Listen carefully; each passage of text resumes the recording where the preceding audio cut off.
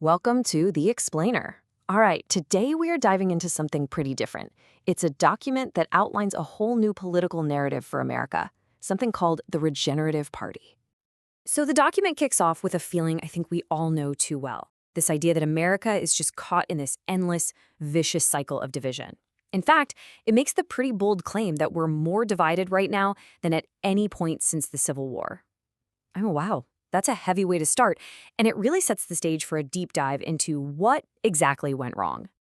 Okay, so to explain why we're so divided, the authors come up with this concept, this central villain of the story that they call the trap. And let's be clear, they're not talking about one political party here. Nope. They describe it as this huge interlocking system that's basically designed to manufacture crises and keep us all fighting so that nothing ever really changes. It's a fascinating idea, so let's really dig in. All right, so how does this so-called trap system actually work? Well, to explain it, the document pulls out a really powerful metaphor, one that goes all the way back to ancient Greece. You've probably heard of Plato's cave, right? Well, they use that exact allegory. They picture us, the American people, as the prisoners chained up inside. We're just sitting there, staring at a wall, watching all these shadows flicker by. And what are the shadows? Well, they're things like manufactured culture wars, constant crises, this feeling that there's never enough to go around. We see these shadows and we think, yep, that's reality. But according to this document, the trap system is the one behind us, holding up the puppets and projecting those shadows on the wall. And that's when the whole narrative pivots. It asks this really simple but powerful question. It's basically saying, hey, there's a real world out there, beyond the shadows, if you're just willing to break the chains and turn your head to see it. So this is where we get to the core idea behind the Regenerative Party. It's not just about changing laws, you see. It's about changing how we see everything. Their mission, as they state it, is literally to repair the broken lens that we're all looking through. So the goal isn't just to get more votes. It's way bigger than that. It's about a fundamental shift, moving away from this mindset of scarcity, of limits, of we can't do that, to a place of real possibility and, abundance. And this is where it all comes together.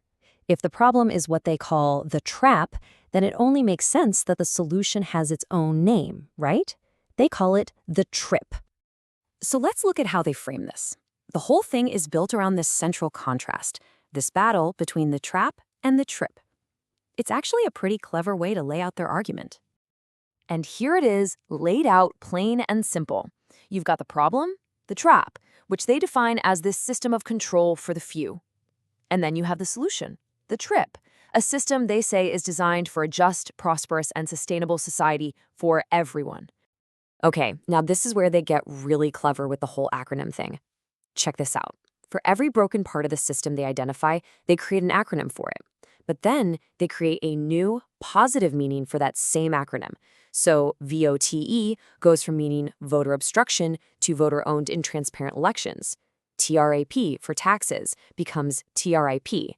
It's a really neat rhetorical trick to reframe the entire conversation. Okay, so that's the big idea. But what does it actually look like when you turn it into policy?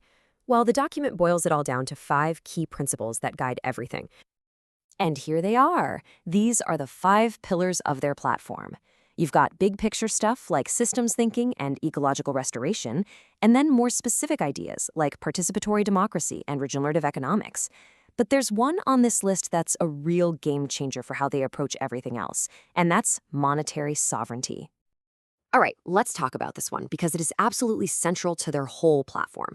This idea of monetary sovereignty comes from a school of thought called modern monetary theory, or MMT. And the basic idea is this. A government like the United States that issues its own currency can't run out of money. Think about it. It can always create more dollars. Now, that doesn't mean it can spend infinitely. The real limits, according to this theory, aren't taxes or revenue, but real-world things, like do we have enough workers, enough steel, enough concrete to do the job, and, of course, the risk of causing too much inflation. This is a huge shift from how we normally talk about government budgets. And because of that core belief in monetary sovereignty, well, that's how they get to these huge, ambitious platform planks. If you're not primarily limited by how do we pay for it, then suddenly things like a federal job guarantee, a Green New Deal, and universal health care don't seem so impossible. It all flows directly from that one economic principle. So after laying out all of that, the problems, the solutions, the policies, The document brings it all home with one final, very philosophical question. It all circles back to their motto, which is in Latin, quid est pondus nostrae integrities.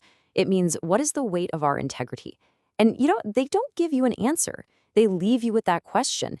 It's a challenge, really. A challenge to think about the moral core of how we govern ourselves. So what you should really take away from this whole thing isn't just a list of policies. It's a fundamental challenge to the status quo, asking us to rethink everything, right from the very beginning.